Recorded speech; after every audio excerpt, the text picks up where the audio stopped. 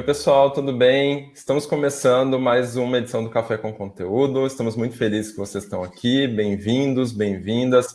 Hoje, a nossa história aqui, né, Eduardo, é conversar um pouco mais a respeito do trabalho como sendo uma dimensão da vida. Parece uma coisa meio óbvia, né? Mas se a gente for olhar para trás, não necessariamente é, né? A gente passou por, ou passa ainda por um questionamento no nosso dia a dia de o quanto nós estamos priorizando ou fazendo o trabalho passar por cima de todas as outras dimensões da nossa vida, enquanto a gente, ao mesmo tempo, se sente triste ou pesaroso, ou mesmo nem desconfia, né? Tem alguns casos de pessoas que nem desconfiam ainda o quanto isso pode ser ruim para o próprio trabalho, inclusive, né? Tira a qualidade do próprio trabalho. Então, a gente vai conversar bastante sobre esse tema aqui. Mas antes, eu queria muito que o Eduardo contasse para a gente um pouco sobre o percurso, né? Que seu percurso, Eduardo, porque eu acho bem interessante. Você é uma pessoa que vem com uma formação na área de comunicação, né? E hoje você divide um pouco o seu trabalho na área da comunicação, mas muito focado em cultura e em pessoas dentro da Mutato. Então, queria entender no primeiro momento como que você chegou a esse lugar que você está hoje. Bom, é um pouco aquele. Bom dia, gente. Obrigado pelo convite aí de novo. Eu brinco que é um pouco aquele meme das redes sociais, que é como eu vim parar aqui, eu tenho só 6 anos. Eu estudei jornalismo, né, na faculdade, eu queria trabalhar em redação, tinha aquele sonho irreal de, né, ser um repórter que vai atrás de grandes histórias e não sei o quê.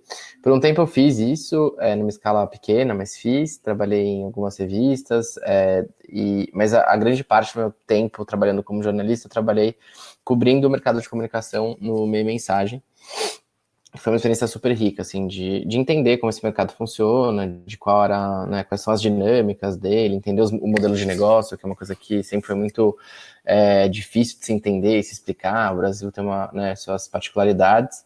Peguei o fim acho que da grande era de ouro das grandes agências, né? Então, ia em, sei lá, coletivas de imprensa para 40 pessoas, com cafés da manhã maravilhosos, não sei o quê. Mas também já sentia um pouco aquele cheirinho de que era uma festa que estava acabando, assim.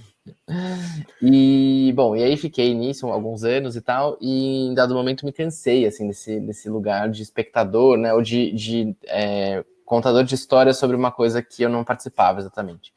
E aí passei a flertar um pouco mais com a ideia de trabalhar no mercado mesmo, né, em agência e tal, e em produtora e tal. Sempre gostei muito, sempre achei interessante. Tenho gente da família que trabalha nesse mercado, então sempre achei um caminho interessante, apesar de sempre ter sabido das dinâmicas meio erradas desse mercado, né? Então as jornadas de trabalho, essa cultura um pouco abusiva e tal. Então tinha um pouco esse pé lá e esse pé cá. E aí fui fazer nessa jornada e tal, eu sempre tive vontade de morar fora, quis fazer um mestrado fora, consegui uma bolsa de estudos, morei um ano na Inglaterra, fazer um mestrado em inovação, criatividade e liderança. Então, assim, tive meio que uma imersão teórica, assim, muito em aspectos de gestão, em criar ambientes saudáveis para inovação e tal. Então, tive ali um primeiro entendimento do porquê que ambiente de trabalho é importante, determina o quanto uma empresa pode ou não ser inovadora e você consegue ou não exercer sua criatividade nesses lugares. E voltei para o Brasil achando que, perfeito, vou trabalhar com inovação, numa consultoria de inovação, ganhar muito dinheiro, ser um cara rico e feliz, e vai ser demais. E aí eu voltei no começo de 2015, estava assim no auge dos escândalos todos da Lava Jato, todos os indícios de que, né, aquela capa da Economist do Cristo descendo, e aí, de novo, eu tive a sensação de que eu estava chegando numa festa que estava acabando. E aí acabei, na verdade, assim, aí também tive esse choque de realidade e entendi um pouco o quanto esse mercado é um mercado que funciona muito na base de relações mesmo, né, dos contatos que você tem, do networking e tal. E foi meio por aí que eu fui navegando. Eu primeiro ajudei a abrir uma empresa de PR com uma ex-chefe, que é a Regina Augusto, que é uma grande mentora, assim, profissional para mim.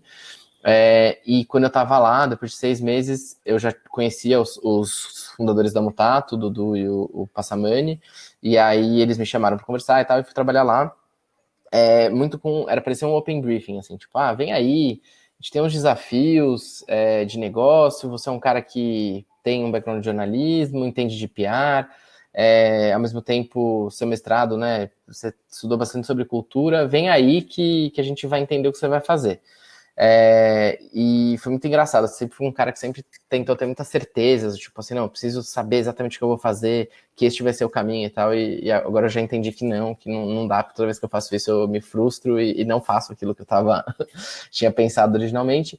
Mas tem uma coisa muito legal, assim, de contar essa história, que a Mutatis foi o lugar que me contratou com a coisa mais aberta possível, mas que no final das contas foi o lugar onde eu consegui, meio que tudo aquilo que estava escrito e meio previsto acabou acontecendo de um jeito nem um pouco linear, mas acabou acontecendo. Então, no começo da Mutatis, quando a gente tinha uma empresa de, sei lá, 40, 50 pessoas, era muito comum que os sócios escrevessem meio que quase uma carta de motivações quando eles estavam te contratando.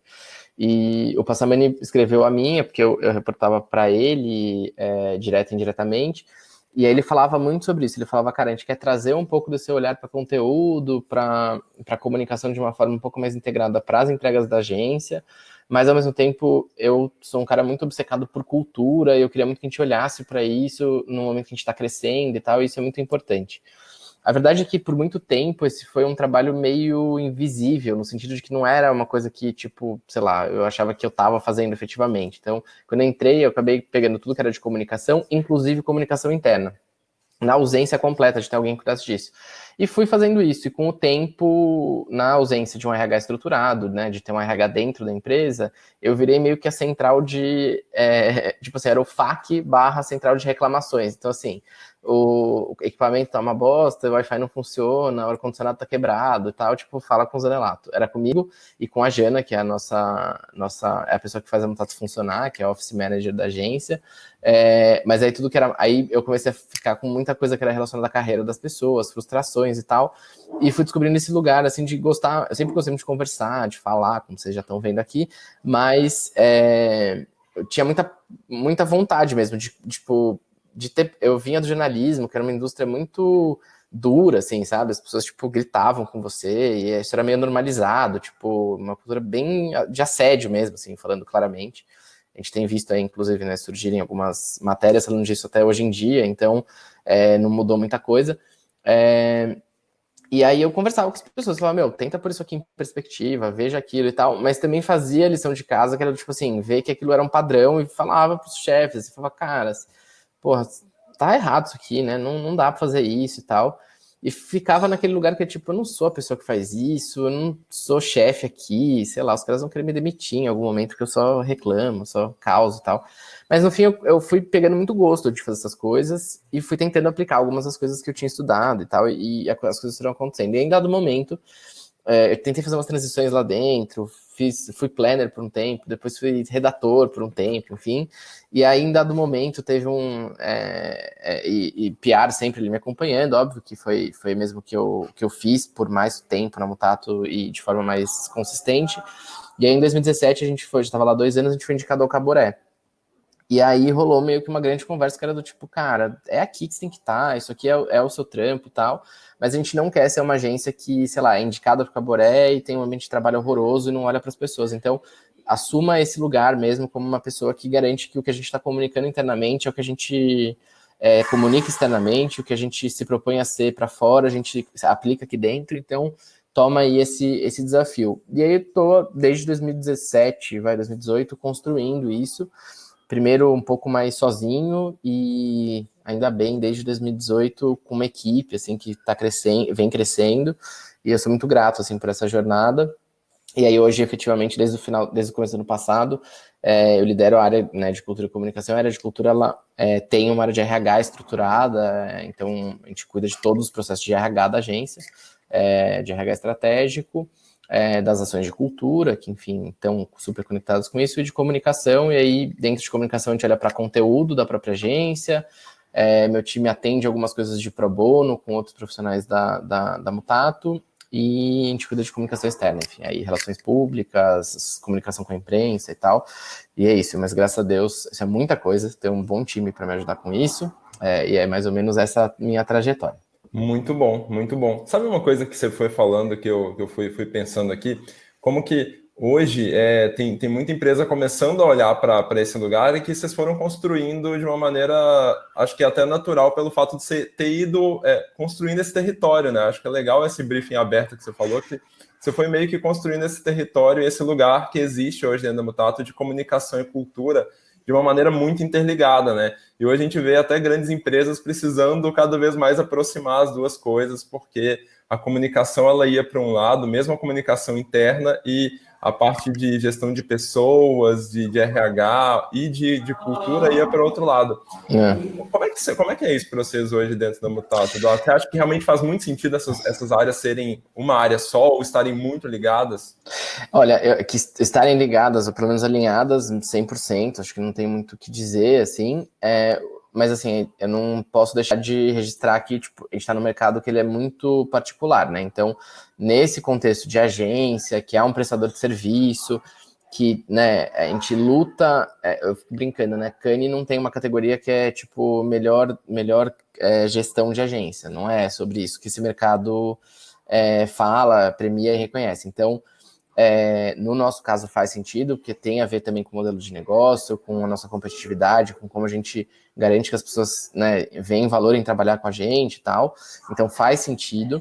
Mas eu acho que a gente passou por uma lógica que é muito diferente de uma grande empresa, por exemplo. A Mutato é uma empresa, não é uma empresa pequena, a gente tem mais de 150 pessoas no time, né, e aí, enfim, isso flutua um pouco, porque tem gente que está em alguns projetos pontuais e tal, mas é um número aí que a gente trabalha normalmente, e a gente veio construindo isso de quando a Mutato, a gente meio que a grande movimentação foi quando a gente deu um salto, assim, pós-Caboré e tal, que a gente entrou em grandes clientes, montou estruturas muito grandes, e aí a gente sofreu porque a gente não tinha o repertório, né, a estrutura de RH pronta ali para atender tudo isso. Então foi muito dolorido isso para muita gente que saiu porque não sentia que tinha perspectiva de carreira e tal. Então a gente aprendeu muito na dor isso.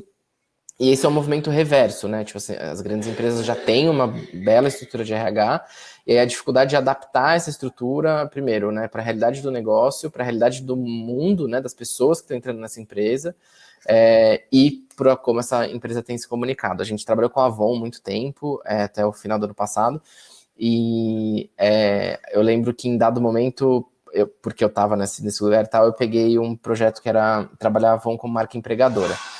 E aí o cliente era o RH, e a gente estava na reunião de briefing e tal, e ela falou, cara, é muito doido a gente ver como essas campanhas que vocês têm feito para a Avon mudou completamente os jovens que tentam trabalhar na Avon. Assim, antes a gente tinha muita gente mais técnica, que vinha de indústria química e tal, que era onde a gente buscava gente normalmente e tal, mas com os posicionamentos mais colocados, né, com a Avon se comprometendo com a pauta da diversidade, da representatividade, a gente passou a ter muito mais jovens que a gente sempre quis atrair, que a gente nunca conseguiu, e é isso. E aí eles estavam nesse desafio justamente, como garantir que essas pessoas entendam que não necessariamente o que elas estão vendo na campanha é o que elas vão encontrar em um determinado departamento onde elas vão trabalhar, né? Então, eu acho muito importante essa conexão, primeiro porque, enfim, você pode frustrar as pessoas, mas segundo porque vai ser melhor para o negócio se essas coisas estiverem alinhadas, né? Você conseguir criar esse ambiente. E é uma jornada muito de inconsistências, assim, né? Provavelmente, você pegar aleatoriamente 10 pessoas da Mutato, sei lá, talvez metade delas digam que elas olham para o que para marca empregadora que a gente tem e falam que elas não concordam com tudo que elas veem como marca empregadora, porque na realidade delas aquilo não se traduz perfeitamente. Então, mas também um aprendizado é entender que nunca vai ser 100% perfeito, a gente tem que trabalhar para que seja o máximo, né, que a gente consiga fazer o melhor que dê naquele determinado contexto que a gente está inserido. Sim, até porque também a gente tem uma mudança de cenário todo o tempo, né? Que vai também trazer novos desafios. E aí, por falar nisso, a gente está vivendo um momento em que muitas coisas mudaram na dimensão trabalho na nossa vida, né? Eu queria te perguntar qual foram, na sua opinião, os maiores impactos da pandemia em relação ao trabalho e como é que a gente está lidando com essas mudanças, com esses impactos?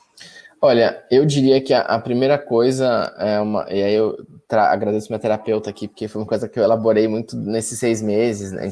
Eu tô desde o dia, acho que 15 de março, isolado fora de São Paulo, no interior, o que também, enfim, é um baita privilégio nesse contexto que a gente está vivendo, de ter verde perto, olhar para fora e não ver prédio, né? E uma coisa que eu falo muito é que a gente teve algumas perdas simbólicas nesse período, assim. A gente perdeu a diferenciação dos espaços, né? Então, assim, você perdeu aquela sensação muito agradável de chegar na sua casa no final do dia e, tipo, deixar na porta algumas coisas do trabalho. Você teve aquela perda simbólica que é muito cara pra gente como brasileiro e pra cultura latina de um modo geral, que é a troca com os colegas de trabalho, que a gente né, o Brasil tem muito esse lugar de que a gente faz amigos no trabalho, né? Mas, às vezes, mais até do que trabalhar, em alguns casos, momentos da vida, a gente cria uma rede ali super poderosa e tal. Então, e no mercado de comunicação, acho que a gente acaba se envolvendo muito com o trabalho. Então, tinha, acho que, um papel simbólico muito importante da conexão e da desconexão, né? Então, apesar de que isso estava cada vez mais misturado por causa de WhatsApp, de redes sociais, de a gente estar sempre conectado, eu acho que ainda tinha uma conexão, uma desconexão simbólicas que a gente perdeu. Então esse é um ponto importante. A outra coisa que acho que decorre um pouco disso é que as pessoas falam assim, não, trabalho de casa e tal, não, a gente passou a morar no trabalho, eu concordo muito com isso, porque no fim você tá a gente entrou muito num modo de emergência, assim, então você quer resolver tudo e tal, e passados 6 meses, eu acho que ainda tá muito difícil pra gente, né? Acho que tá pior em alguns aspectos e tal, ao ponto de que essa semana eu tô fazendo com o meu time e tal, uma cartilha de boas práticas de trabalho de casa. E aí você vai falar, não, então você tá dando dicas de, sei lá, metodologias. Não, eu tô falando coisas tão básicas quanto, vamos lembrar que o WhatsApp é para ser usado para emergências, que a gente usa, né? A gente usa a plataforma Google aqui na Mutato. Então, que a gente tem o e-mail, o Gmail, que é super intuitivo, ele é ótimo, a gente usa e-mail para falar de coisas de trabalho, e que aí se você tem alguma coisa que você precisa discutir em grupo, tem o Hangout do Google, que é junto com o seu e-mail, que é isso, assim, nessa loucura que a gente entrou e entrou mesmo, assim, acho que não teve quem não tenha entrado, a não ser que fosse já uma empresa que estava muito acostumada a trabalhar remotamente, tinha plataformas tipo Slack e tinha processo de trabalho adaptados para essa realidade. Acho que a gente entrou todo mundo nessa loucura de que, tipo, a gente tá 24 horas por dia vendo mensagem, e aí você responde uma coisa, né, de família, e aí alguém que tá doente e tal, então fica essa insanidade. E fica nesse modo de emergência, então a gente tá fazendo isso meio do tipo assim, ó, gente, vamos lembrar, respira, tudo bem tirar a notificação de coisa do trabalho do celular.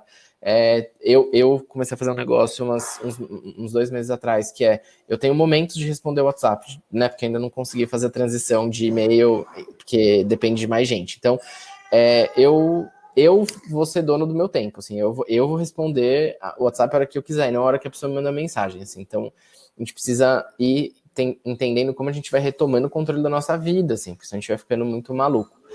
E por fim, e eu acho que isso tem muito a ver com a realidade brasileira, da pandemia e da doença e tal, cara, acho que a gente tá vivendo alguns lutos, né, assim, que a gente não pode ignorar, e eles chegam no trabalho, assim, obviamente que eles estão num lugar maior que a nossa vida, então, desde um luto muito mais marcado de pessoas que perderam familiares e amigos para a doença, como um luto mais simbólico de que, cara, quantos brasileiros morreram nisso, tipo assim, é muito triste, é deprimente, e um luto meio que a gente perdeu, eu tive um momento, assim, na terapia aqui, falando uma coisa muito pessoal, mas que foi isso, tipo, um dia eu comecei a chorar na terapia, eu falei, cara, eu não sinto que eu posso sonhar mais, entendeu? Porque eu tô fechado num lugar aqui que eu não posso sair, que se eu sair eu tenho risco de contaminar minha família.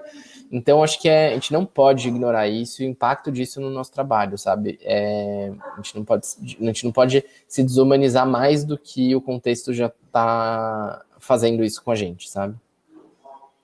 Com certeza. Nossa, a gente tem de fato aí muitos desafios nesse período, né, Eduardo? E aí, por outro lado, eu acho que uma coisa que está pegando para muita gente, que a gente até conversou um pouco a respeito, a gente tem visto que do lado da empresa tem um desafio também que é não ser super controladora, né? Não ficar, igual você falou, muitas empresas pela primeira vez estão lidando com home office, estão adaptando processos, ferramentas, e vem de uma realidade de que não imaginavam fazer home office muitas vezes e acabam caindo nesse lugar de eu preciso controlar o que as pessoas estão fazendo, quanto tempo por dia que elas estão trabalhando, essas entregas que elas estão fazendo, o que elas estão fazendo o tempo inteiro, enfim. E uma outra questão que tem acontecido, que você falou muito bem, que eu adoro assim, é triste pensar nisso, mas assim, é muito mais isso, né, de pensar que a gente transformou a nossa casa inteira no escritório, né, no trabalho, do que necessariamente a gente trouxe só trabalho para casa, né, a gente acabou incorporando muito mais o trabalho na nossa vida, e aí a gente tem muita dificuldade de fazer gestão do tempo, né, então assim, como que a empresa também pode ajudar nesse sentido? O que a empresa pode fazer para que as pessoas, para que ela primeiro não tenha essa necessidade de ser super controladora, né, e ao mesmo tempo permitir que as pessoas façam uma gestão mais saudável do tempo delas. Sim, eu acho que tem algumas coisas, assim, eu tenho percebido que falar do básico é muito importante, assim, a coisa de fazer esse manual, né, essa coisa não é tipo, ai, nossa, como a gente é legal, é porque a gente começou a perceber que muitas coisas que estavam demandando tempo da gente, assim, tipo, RH sendo acionado para, puta, meu gestor tá mandando, ou um par meu tá mandando mensagem às 1h da manhã e tal, se dava pelo simples fato de que a gente está nesse modo de emergência. Então, às vezes é só ter a conversa. Eu não ignoro a importância disso, porque a gente parte do princípio, às vezes, que, né, a partir da nossa realidade, do nosso entendimento das coisas, que algumas coisas estão muito claras na cabeça das pessoas, elas não estão. Vou te dar um exemplo. A gente tem uma cultura bastante horizontal, as pessoas têm bastante liberdade para acionar a liderança, falar com os sócios, não respeitar necessariamente uma hierarquia para, né, endereçar questões que elas sintam que são urgentes e tal. E aí, umas semanas atrás, a pedido dos sócios, a gente estava conversando com todo mundo que é cuidador único de criança, né? Então, na maior parte dos casos, são mães solo, mas, enfim, pode ter outros cenários aí. E aí eu tava conversando com uma pessoa que tava super angustiada, assim, e ela me falou, cara, o grande lance pra mim, minha filha é super parceira e tal, mas o grande lance é que ela sente falta de mim no meio do dia, assim, então me ajudaria muito se eu tivesse meia hora a mais de almoço por dia pra eu, tipo, fazer o almoço, comer com ela e dar uma atividade pra ela fazer durante a tarde. E aí eu falei, tá, ok, vamos só bater com o seu gestor, mas tá tudo certo, assim, não há motivo pra gente não fazer isso e tal, vamos nessa. E aí eu desliguei e falei, cara, essa pessoa tá 6 meses angustiada com isso e, tipo, num lugar que eu achava que ela podia virar e falar sobre isso. Então, assim, eu acho que tem um papel das empresas que é, tipo, cara, sair desse lugar de controlador, né, ou de essa coisa punitivista que tá muito no imaginário das pessoas e que eu acho que a pandemia piora, e ser meio que um facilitador das coisas, assim, sabe? E aí eu não tô dizendo isso porque, nossa, como eu sou idealista e tal. É melhor pro negócio, é mais sustentável, entendeu? Tipo, se eu tenho pessoas que estão trabalhando nesse modelo de que elas estão com medo, achando que elas vão perder o emprego, que elas vão ser punidas se elas gastarem meia hora a mais por dia, primeiro, que empresa é essa e que mundo é esse? E eu acho que isso é um dado da realidade, acho que a gente pode olhar para isso de uma forma, né, mais filosófica. Mas do ponto de vista prático, assim, não é sustentável para o negócio. Você não vai ter as pessoas dando o melhor delas se você estabelecer esse tipo de relação. E a gente tem falado muito sobre isso, assim.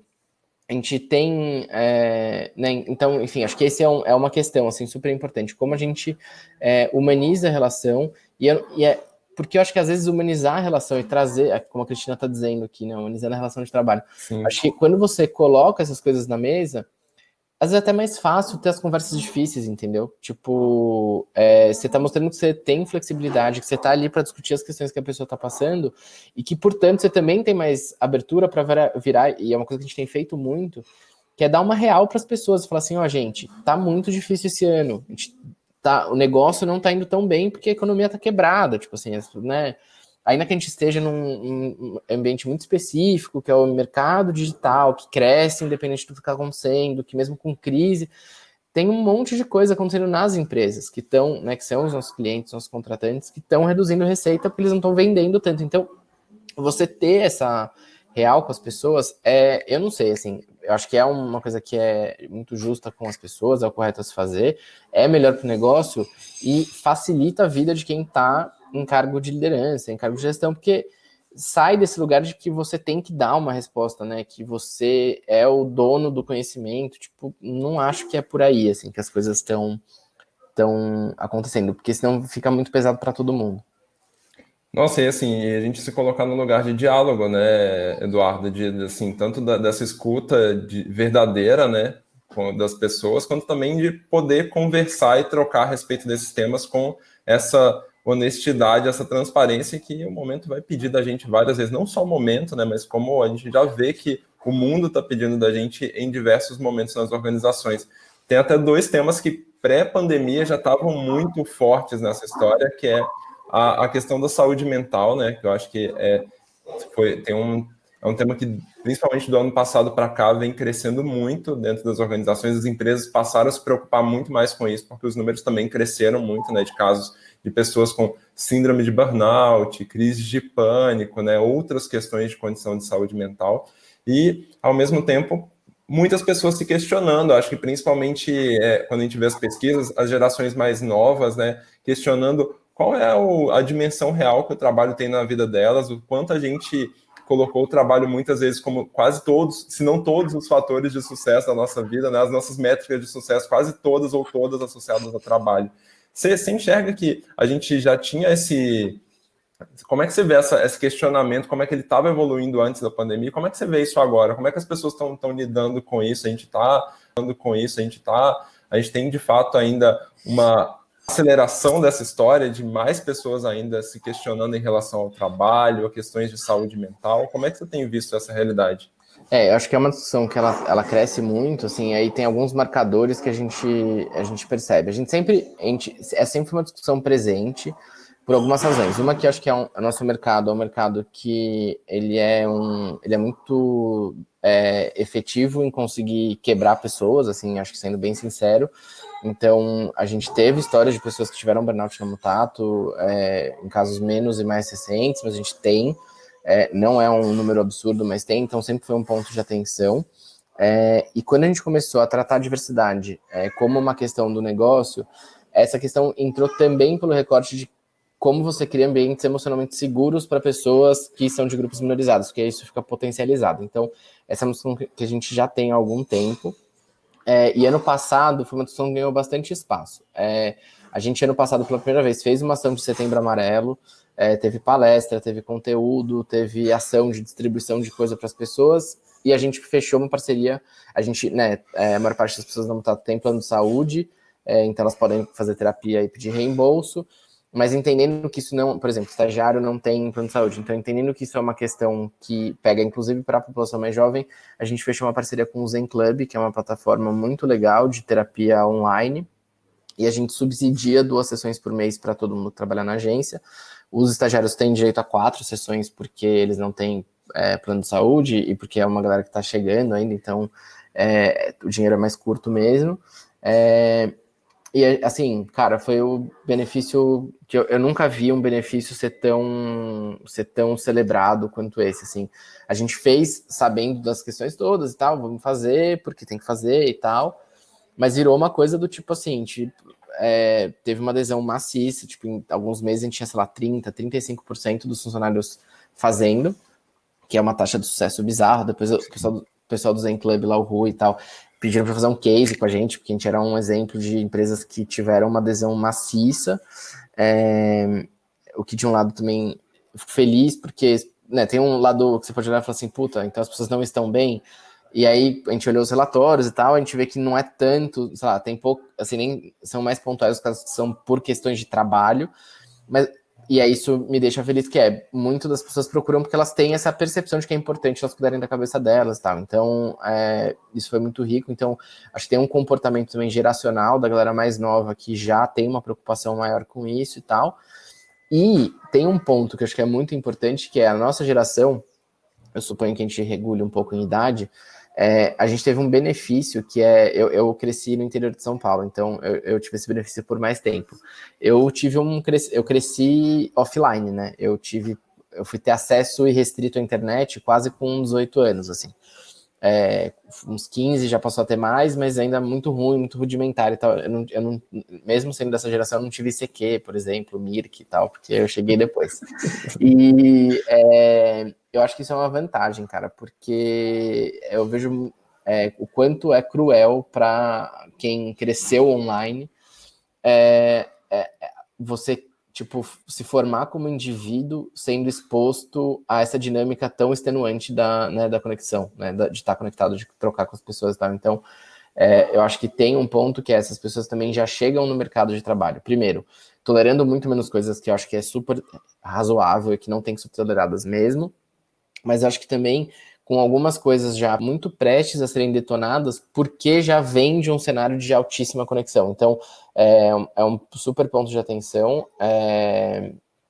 E aí, sei lá, no nosso caso, que a gente trabalha com redes sociais, criando conteúdo para marcas, é muito importante falar sobre isso, porque no fim eu tenho pessoas no time que elas passam praticamente o dia inteiro conectadas, tipo, né, em algum lugar, comentando, tipo, community managers comentando coisas pelas marcas, em alguns casos lidando com o discurso de ódio. Então, cara, é muito importante a gente tomar cuidado com isso, mas acho que é, de fato, uma discussão que está no mercado de forma muito mais presente. No começo do ano, no ano passado, a gente, enfim, dentro das ações de PR e tal, a gente teve um encontro de relacionamento com a Exame, com uma repórter de lá e tal, e aí ela acabou se atendo muito à discussão sobre saúde mental e tal, que a gente achou legal e tal, mas que não era, assim, uma coisa que a gente toma muito cuidado com como a gente fala, né, dessas coisas, para não parecer que a gente tá querendo biscoito, que as pessoas também cobram, e eu acho que cobram corretamente, assim, acho que tem coisas que a gente tem que fazer porque tem que fazer e tal. Mas o fato é que ela se interessou e tal, e aí em janeiro a Exame fez uma capa sobre saúde mental, sobre burnout, e a gente apareceu e tal, eles ouviram algumas pessoas da Mutato falando muito dessa experiência que a gente tem com a terapia online e tal. E para mim, assim, uma revista como a Exame ter uma capa falando sobre o assunto, e aí, assim, a gente era lá um exemplo e tal, como uma empresa já, né, um pouco menor perto das que eles estavam ouvindo. E aí eles tinham dados de pesquisa falando que as pessoas estão com menos medo de falar sobre saúde mental e tal no ambiente de trabalho, e vários exemplos de grandes empresas que estão olhando para essa questão. Então, acho que sim, é um ponto que está super na pauta, assim, no momento. Vamos aproveitar, desculpa, vamos aproveitar o comentário aqui da Cristina, que a Cristina falou que o colaborador precisa sentir que é importante para a empresa, e essa preocupação com saúde mental é fundamental, refletindo de maneira positiva e criativa no ambiente de trabalho, né? Que eu acho que é um ponto muito, muito importante da gente considerar. Dos ganhos que você tem para ambos os lados, né? Tanto para a organização quanto para as próprias pessoas, quando a empresa e as pessoas estão preocupadas em relação à saúde mental, né? O que você percebe aí de principais benefícios nesse sentido, Eduardo, tanto para a organização quanto para as pessoas, quando há uma preocupação no ambiente de trabalho em relação a esse equilíbrio, né, dessa dimensão trabalho na vida e a saúde mental como sendo um tópico também possível de ser abordado dentro da empresa? Eu acho que isso se encaixa nesse olhar de que, assim, acho que a gente não pode ignorar que o mundo está muito mais complexo. Então, se o mundo está muito mais complexo, a gestão das pessoas no ambiente de trabalho é muito mais complexa. Então, eu corro de qualquer discussão que eu ouço que vá muito numa simplificação besta do tipo, essa geração é a geração do mimimi, ou você não pode falar mais nada que as pessoas... Cara, isso é o primeiro atestado de que você tá ficando obsoleto, assim, sabe? Tipo, então, assim, parabéns, todo mundo tá errado e você é Só você que tem razão. o oráculo ali, o perfeitão que sabe de tudo, tipo assim, pelo amor de Deus. Então, acho que isso se encaixa numa coisa mais ampla, que é você entender que ao criar esse ambiente seguro, ao estabelecer essa relação mais horizontal e de respeito com as pessoas, que não é tipo assim, faça o trabalho que você está sendo pago para fazer, e aí eu te digo com muita tranquilidade, eu não posso ter esse discurso, inclusive, porque eu não tenho as melhores remunerações do mercado. Então, assim, eu tenho que olhar para isso, inclusive, como uma questão de retenção das pessoas, mas mesmo num ambiente de empresas altamente competitivas, com remunerações agressivas, você olhar para isso de forma integrada, você obrigatoriamente vai conseguir ter o melhor dessa pessoa no ambiente de trabalho, porque ela sente que ela pode te acionar, que ela pode falar sobre as coisas, que ela pode questionar coisas, e isso cria um ambiente mais seguro para ela, exatamente aí como a Cristina colocou. Então, acho que é isso, assim. A questão de saúde mental é um ponto preponderante, as pessoas têm falado mais e mais sobre isso, então quando você olha para isso, e muitas vezes tem essas conversas que são conversas para dizer que está tudo bem não está tudo bem, que está tudo bem a gente conversar individualmente sobre questões pessoais que estão interferindo no trabalho e tal, cria esse ambiente de segurança que é do tipo, tá tudo bem eu não ter um bom dia e falar sobre isso, sabe, não fingir que tá tudo bem. Eu acho que naturalmente a gente já tenta passar por esse lugar de fingir que tá tudo bem, que a gente tá rendendo pra caramba, que a gente é super produtivo e tal, que tá destruindo a gente, né? Totalmente. E vamos falar de dicas, então. O que você pode compartilhar com a gente de dicas para, do lado, né, pensando nas pessoas no primeiro momento, para depois pensar em organização e liderança? Quais são as dicas que você daria para a pessoa começar a buscar uma relação mais saudável com o trabalho dela? Eu vou falar isso muito por uma perspectiva pessoal, até por alguns aprendizados meus, que eu acho que a gente ainda nem tá tão pondo em prática na Mutato, assim, mas a primeira coisa é a gente lembrar que, em alguma medida, a gente é dono do nosso tempo. Então, assim, inclusive mesmo num contexto em que você, né, vende sua força de trabalho para uma empresa, sei lá, no ambiente que eu vivo, por exemplo, que é um ambiente que depende muito das pessoas se organizarem, de terem um pouco mais de autogestão e tal, a gente se lembrar disso, assim, você é dono do seu tempo. Então, a gente não precisa, na maior parte das vezes, e eu digo na maior parte das vezes porque algumas vezes a gente não consegue, normalizar algumas coisas. Então, tipo, e aí eu dou um exemplo falando sobre isso, assim. No começo da quarentena tava ficando muito comum eu trabalhar vários dias à noite, tipo, até pela rotina familiar e tal, eu esperava minha filha ir dormir e trabalhava. E aí eu comecei a perceber e ser lembrado que não era sobre isso, né? Que, tipo, se eu não vivo para trabalhar, então primeira coisa, me organizar. E aí passa por esse lugar, tipo assim, eu sou do meu tempo. Então, assim, em vez de eu ter que atender todo mundo que me procura, eu estou no controle, assim. Eu vou estabelecer o que eu preciso fazer naquele dia. É isso que estão esperando de mim. E óbvio, eu estou num lugar de liderança, então realmente é isso que estão esperando de mim. Mas acho que é algo muito saudável para a gente fazer no dia a dia, porque senão a gente vai. Acho que quem está mais, sei lá, em posições mais operacionais ou que estão dentro de um time com, né, outras pessoas acima e tal, é muito fácil você entrar num lugar de tipo só ir fazendo o que estão pedindo, fazendo o que estão pedindo, e aí você olha e fala, cara, tá insustentável. Então, te lembrar disso, assim, e a gente ter essas conversas em cima disso, tipo assim, ó, eu hoje tenho que fazer essas 3 coisas. Se você ficar me mandando 47 mensagens no meio do caminho, eu não vou conseguir fazer essas 47 coisas. E a gente precisa parar, e aí a gente vai num fluxo de normalizar essas coisas, tipo, realmente tem muita mensagem. Então eu comecei a educar reforçando o comportamento. Eu sou uma pessoa da terapia comportamental. Então, assim, pode mandar 47 mensagens. Eu fiquei em paz comigo que eu não tenho obrigação de dar lida em todas e responder tudo. Então, assim, tem coisa que eu. Tem coisa que eu sei que está sendo resolvida, eu não respondo. Ou tem coisa que eu já encaminhei de outro jeito, eu vou esperar a coisa se resolver para falar sobre isso. E aí, eu vou fazer uma recomendação para todas as pessoas. Tem um podcast do Braincast, que é O Poder do Não, que, assim, foi muito rico, porque é uma brincadeira justamente com essa coisa, né, de autoajuda, de o poder do sim, o poder do sim. E é uma grande discussão sobre o quão poderoso é você falar não para algumas coisas. E aí o Olga Mendonça, que é um cara que eu adoro, um querido, assim, participa do podcast, e ele falou um negócio, ele é designer, mas ele é, enfim, diretor de arte super multiplataforma, se envolve em projetos super complexos e tal. E ele falava isso, falou assim, cara, às vezes, tipo, coloca num grupo de WhatsApp para debater uma coisa, e aí eu comecei a perceber que se eu esperava 2 horas para responder alguma coisa, a coisa se resolvia sozinha.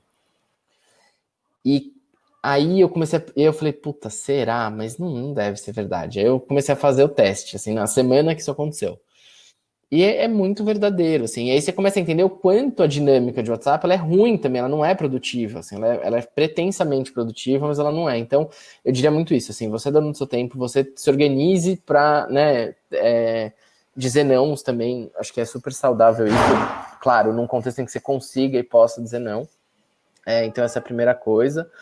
A outra é tentar criar momentos de desconexão, assim, de deixar o celular longe. É muito difícil para mim, mas eu tenho tentado. E fazer coisas que ajudem a sua cabeça. Então, para mim, enfim, eu já vinha fazendo terapia, ajudou muito. Mas eu voltei a fazer yoga com um instrutor que eu já fiz anos atrás, mas eu nunca tinha conseguido voltar, porque ele sempre dava aula em lugares muito distantes da minha casa em São Paulo, então eu nunca consegui encaixar na rotina. E aí eu tô fazendo aula online, então infelizmente é só uma vez por semana, mas, cara, é 1h30 semanal que eu tô 100% desconectado e no agora, e minha cabeça volta pro lugar, assim, então recomendo muito achar essas coisas.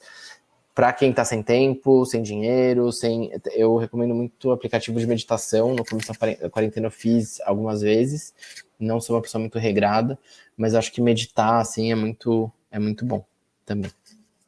Muito bom, muito bom. Sabe que eu também acabei recuperando vários hábitos durante essa quarentena. Na verdade, eu estou refazendo o detox digital que eu tinha feito no final do ano passado, que eu percebi que eu tinha perdido um tanto de coisa que eu tinha conquistado naquele momento, sabe? Principalmente a consciência do uso da tecnologia, o quanto eu passei a não estar consciente o tempo inteiro de para que eu estou pegando o celular, para que estou entrando no WhatsApp, para que estou entrando em rede social.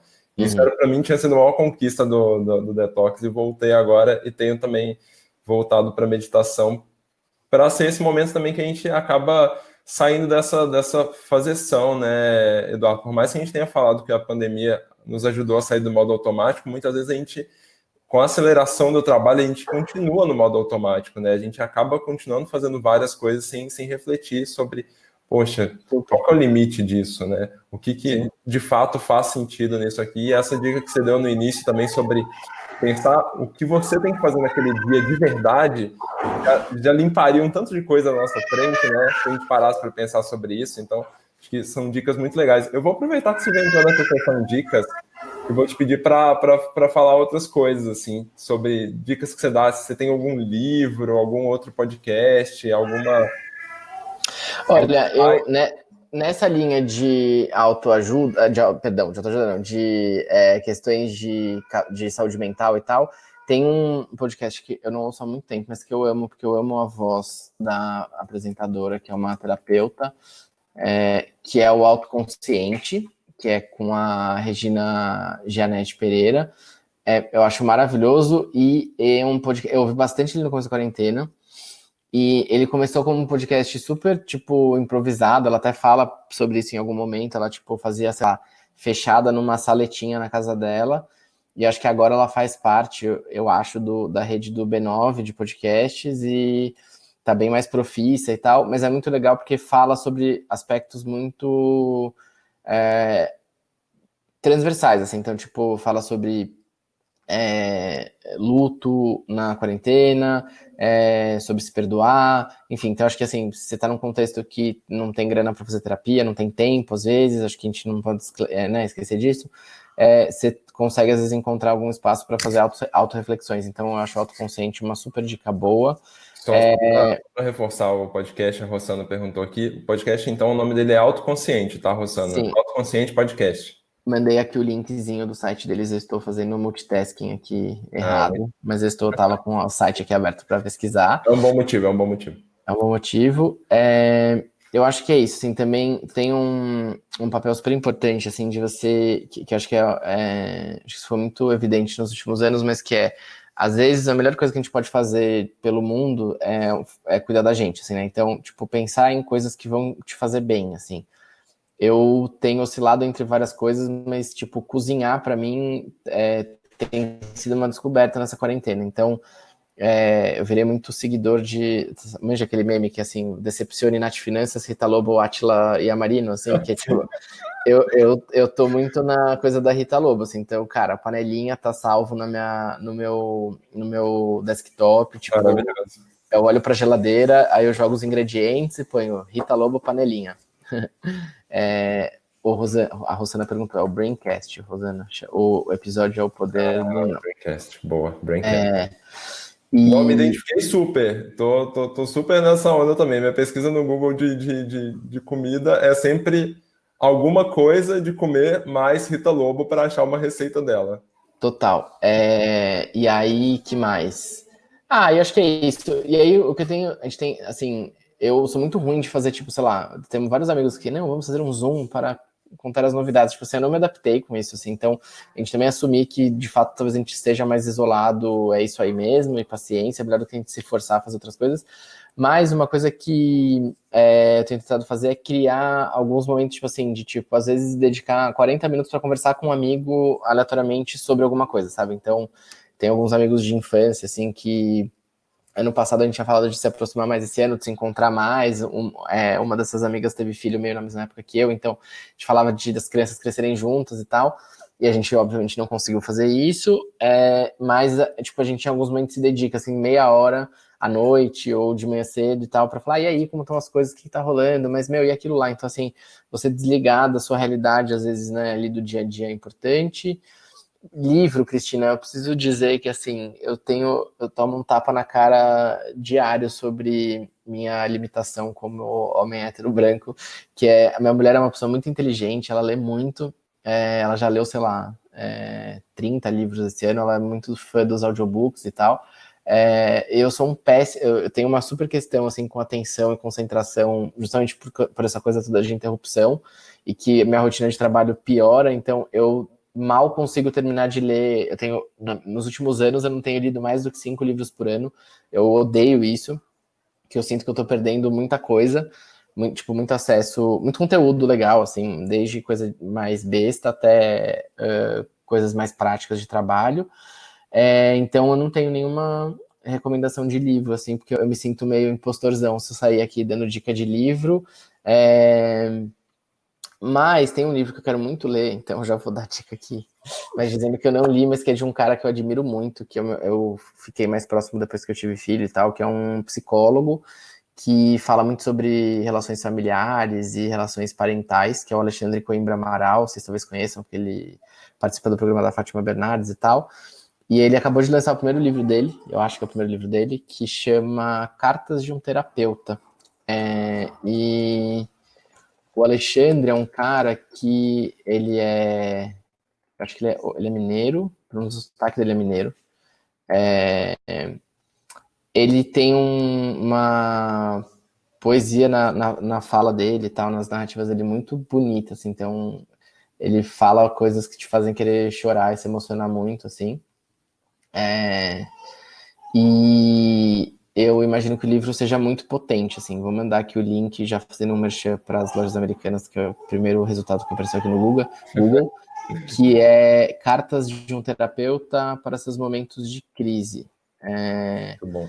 Que são cartas que ele escreveu. O livro, ele estava sendo preparado antes da quarentena, e aí ele ficou pronto na quarentena, um pouquinho antes da quarentena, eles suspenderam, aí voltaram, e aí a última carta é uma carta para o futuro, do futuro para hoje. Aí ele fala sobre, eu tô muito nos podcasts, né? Ele participou de um Mamilos, que eu amo também, que tento ouvir toda semana, falando sobre várias coisas, mas falando sobre o livro também.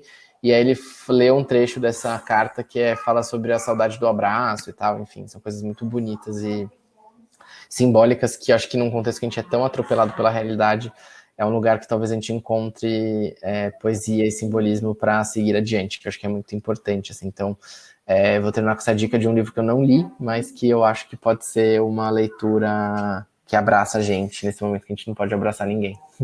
Maravilha, adorei a dica. Vou pesquisar, não sabia desse livro que ele lançou, não. Maravilha. Eduardo, para a gente completar então o nosso papo, para a gente partir para o final, compartilha com a gente um pouco da sua visão do futuro do trabalho. Para onde você acha, sinceramente, que a gente está indo nessa história? Eu não sei. Não sei. Não faço a menor ideia. Não, eu não, de fato, eu não sei mesmo, mas eu tenho assim, a gente vê algumas coisas que eu acho que são que não voltam mais. A gente rodou uma pesquisa lá na Mutato, e assim, eu tô falando de um lugar que as pessoas realmente gostam de ir, de se encontrar, de sair para almoçar. Tem, tipo, a gente passou por uma super crise de identidade, assim, no final do ano passado, porque a gente tá num grande grupo de comunicação, então tem algumas movimentações que a gente não tem muito controle, e a gente teve a chance real de ter que mudar de prédio, assim, para um prédio que a gente não escolheria muito como seria decoração. E a gente teve uma super crise, tipo assim, cara, a gente vai perder nossa identidade, porque o nosso prédio diz muito sobre a gente e tal. Então, tô falando nesse lugar, né, que as pessoas querem ir, que gostam do escritório, que a gente melhorou o escritório, ele é bem mais confortável do que ele já foi, antes a gente não tinha cadeira para todo mundo, a internet era ruim e tal, ele tava funcionando bonitinho. Assim, 80% das pessoas não querem voltar para um modelo que elas passem mais do que 2 dias no escritório. Então, assim, isso me pegou muito de surpresa. Então, acho que, assim, uma coisa muito prática é uma ressignificação do ambiente de trabalho físico. Acho que não tem a menor dúvida de que isso não vai ser como antes.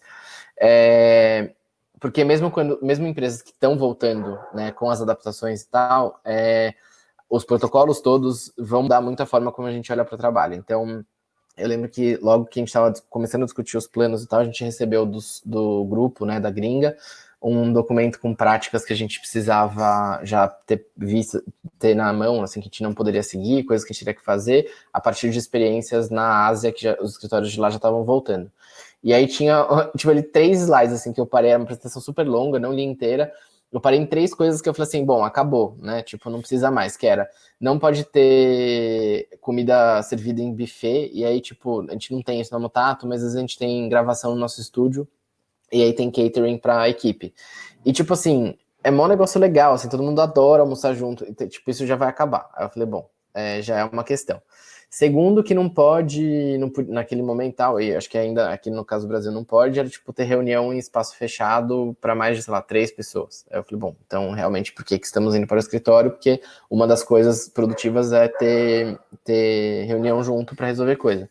E a outra era que, tipo, na volta, as voltas tinham que ser alternadas com 20% da equipe total e aplicando isso para recorte de equipe. Então, nenhuma equipe poderia voltar 100%, e no começo seria 20%. E eu comecei a pensar, falei, cara, tipo, virou mais um problema do que uma realidade. Então, acho que assim, o que vai ser do ambiente de trabalho físico, não sei, mas acho que vai passar por esse lugar de que vai ser um ponto mais de encontro para coisas mais pontuais, tipo, para, sei lá, num futuro, né, em que tenha vacina e controle, tipo, controle mesmo, assim.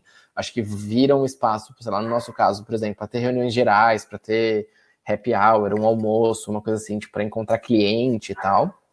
Mas eu acho que, de um modo geral, é isso. Então, de um lado isso, de outro, uma instrumentalização maior de ferramentas digitais para as pessoas conseguirem separar as coisas. Então, eu, nesse momento, por exemplo, estou orçando uma série de ferramentas para que o trabalho online, remoto seja de fato facilitado. Assim. Então, a gente não está conseguindo lidar lá bem com a sincronia. Então, tipo, tem muita gente que... Eu ontem, por exemplo, falando de mim, fiquei trabalhando até 1h30 da manhã. Eu mandei um WhatsApp 1h da manhã, entendeu? Tipo, com um disclaimer que era leia em horário comercial, mas, tipo, tava muito errado, não tinha que ter feito aquilo. Então, como a gente cria espaços para que as pessoas consigam trabalhar de forma síncrona, sem perder a sensação de conexão, mas também sem causar na vida das pessoas. Então, a gente está olhando para isso, eu acho que isso é uma coisa que vem para ficar, e uma questão espacial, assim, eu acho que a gente vai ter uma outra relação com as nossas vidas pessoais por causa de trabalho. Então, eu sempre fui uma pessoa muito urbana, sempre gostei muito de São Paulo, e tô há 6 meses morando no interior, e assim, tem delivery aqui, as coisas funcionam, eu saio um pouco de casa, e se isso para mim está sendo uma coisa interessante, eu imagino que para muita gente, assim, tipo, quem tem filho, acho que vai rolar assim um movimento de mudança. Eu já tenho visto algumas pessoas de diferentes contextos, classes sociais fazendo essas movimentações. Então, na Mutato já teve gente que mudou para o interior, assim, na nossa rede de contatos já vi gente que foi morar, tipo, na praia, e eu não tô falando na praia, tipo assim, casa de milionário na Ilhabela, assim, foi morar num lugar de praia mais barato mesmo, para economizar dinheiro e ficar indo para São Paulo quando precisa ter trabalho presencial. Então, acho que isso vai mexer muito com as nossas relações, assim. Eu vejo até aqui pelo lugar que eu tô, que já teve uma valorização do preço das casas e tá, tipo, lotado. Tem muita gente, muita gente. Então, acho que isso é uma coisa que, óbvio, a gente tá num período ainda de crise, acho que muita gente volta para São Paulo, eu vou voltar para São Paulo, mas acho que a gente vai lidar a gente vai lidar melhor com essa possibilidade de, eventualmente, sei lá, no nosso caso, hoje a gente já tem uma pessoa em cargo de liderança que mora em outro país, e eu acho que a gente, por exemplo, vai poder expandir muito mais a rede de colaboradores, por exemplo, para ter brasileiros que moram em outros lugares colaborando com a gente, ou pessoas gringas em projetos específicos. Então, acho que isso é uma coisa que eu olharia, porque a gente está quebrando essas barreiras muito rapidamente. Eu, na quarentena, fui atendido por um médico de Belém, por exemplo, que me indicaram, e que o cara é maravilhoso, ótimo dermatologista, e ele me atendeu da sala da casa dele, eu aqui no interior de São Paulo, e foi a melhor consulta que eu já tive com um dermatologista, porque o cara, tipo, foi super atento e conseguiu fazer um diagnóstico mega preciso olhando para mim pela câmera. Então, acho que a gente vai passar a ter mais isso, assim, eu diria essas 3 coisas de imediato, e o resto eu não sei, absolutamente. Precisamos ver o que vem por aí. Muito bom, Eduardo, muito bom. Pontos muito, muito importantes mesmo. Ó, tenho só para te agradecer agora, tempo. Muito obrigado por essa conversa, muito obrigado pelo papo. Como já algumas pessoas falaram aqui, um papo super sincero, né, e transparente.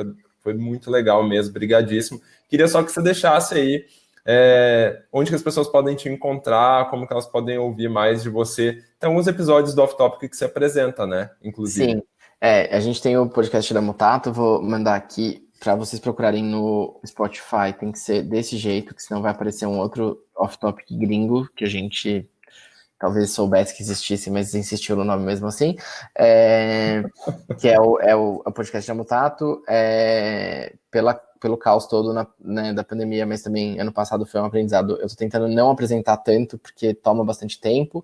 A gente tá... Então, eu apresento algumas coisas. Os primeiros episódios da pandemia, que a gente discute mundo pós-pandemia, novo normal e tal, eu tô lá. Mas tem bastante gente da Mutato, eu recomendo muito, que tem pessoas bem mais interessantes que eu, inclusive, de verdade, falando coisas muito legais. O último episódio deve sair essa quinta-feira, último ou penúltimo, é um episódio muito legal que vai ser gravado hoje, já vou antecipar aqui para vocês, porque isso não sei se vai ficar aberto depois, mas que é um episódio que encerra a temporada sobre pessoas negras em espaços de poder, com 3 ou 4 pessoas negras que estão em cargos de liderança hoje no mercado de comunicação, e acho que vai ser incrível essa conversa. Quem vai liderar é a Daniele Matos, que é fundadora do Indique Uma Preta, que é uma iniciativa que a Mutato está incubando, e a Dani era da minha equipe ela é da minha equipe até sexta-feira, e ela, a partir de outubro, vira uma pessoa 100% Indique Uma Preta, CEO da porra toda. E vai ser uma conversa muito legal, vai estar com a Samantha Almeida, que é uma pessoa incrível, teve um papel super importante na história da Mutato, como uma das clientes da Avon lá no passado, e aí tá brilhando, acabou de assumir a área de estratégia do Twitter, e sigam essa mulher, porque ela é uma força da natureza. E se me permitem dar essa dica, ontem ela foi homenageada no Woman to Watch, que é uma premiação do Meia Mensagem, que a Meia Mensagem faz aqui no Brasil, e o discurso dela tá neste link que eu vou mandar aqui, porque eu recebi a hora que eu tava entrando aqui. Oba! Eu recomendo que isso é uma aula sobre o mito da meritocracia no Brasil. Ela fala lá pela 1h03, deixa eu ver aqui, que eu tinha deixado separado. Cadê? Ela fala a partir de não sei se 1 minuto e 40 ou 1h40, precisa pesquisar, mas ela fala muito sobre a dificuldade que é ainda e como o sistema privilegia pessoas brancas, então como é difícil, tô pondo aqui o nome dela, como é difícil que as pessoas cheguem em espaços de poder, mas ela tem uma fala muito poderosa, eu fiquei muito emocionado, eu comecei o dia chorando com essa fala dela, sobre hackear as estruturas e tal, e a gente torce para que isso um dia não seja feito, né, que as pessoas simplesmente tenham acesso e cheguem nesses lugares, porque a potencialidade é enorme. Então deixo essa recomendação aqui. Eu tô no Off Topic, tô no LinkedIn também, eu tenho virado uma pessoa que posta coisas no LinkedIn, eu não sei se eu gosto muito disso, mas a verdade é que eu tenho virado lá para também tentar separar um pouco redes sociais pessoais de redes de trabalho, que também foi um aprendizado dessa quarentena, sobre autocuidado e direito à privacidade, que eu acho que é uma coisa muito importante. E meu Twitter é aberto, e lá, mas eu falo muito pouco, eu fico falando besteira com as pessoas da Mutato, e recomendo demais, inclusive, que vocês sigam as pessoas da Mutato no Twitter, porque tem umas pessoas muito boas, assim, que eles são ótimos produtores de conteúdo. Sim, Valdenice, é isso mesmo, Off Topic. Tinha mandado aqui mais para trás, cadê? Vou mandar de novo. Mas tem que pôr um OTzinho na frente. No site da Mutato também tem lá o site é em inglês, a gente tá mudando, tá? A gente não é tão vira-latinha assim, de querer deixar tudo em inglês, tá? Vai ter em português já, mas lá tem o link para todos os episódios também. E é isso. Muito, muito obrigado pelo convite. Desculpem que eu falei demais, que eu falo muito. Imagina, você falou muito, mas foi muito bom. Imagina, foi muito bom mesmo. Muito obrigado Valeu. Por estar aqui com a gente. Gente, brigadíssimo aí pela presença de vocês também, pelas perguntas, pela participação. Eu acho que vale a pena, apesar de a gente não ter falado mais a respeito, você falou do Indique Uma Preta, que é muito legal, vale super a pena conhecer também a iniciativa que vocês estão incubando, né? Então, assim, Sim. Gente, só sigam tudo que o Eduardo está falando nessas redes sociais, porque são referências muito boas sempre. Eduardo, mais uma vez, brigadíssimo, boa semana para você.